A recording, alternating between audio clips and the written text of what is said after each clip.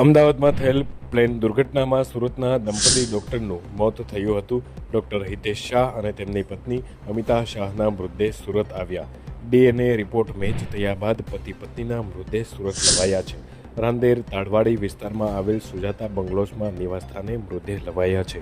Doctor દંપતીના સ્નેહીજનો અને સંબંધીઓ મોટી સંખ્યામાં તેમના નિવાસસ્થાને પહોંચ્યા. ડૉક્ટર હિતેશ શાહ લંડનમાં રહેતી તેમની બહેનના ઘરે જતા હતા. સુરતની જનરલ હોસ્પિટલમાં ડૉક્ટર હિતેશ શાહ સેવા આપતા હતા.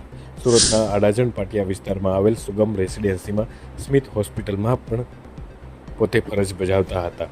ડૉક્ટર દંપતીનું અકાળે મૃત્યુ થઈ જતાં સુરતના ડૉક્ટર જગતમાં શોકની લાગણી ફેલાઈ છે.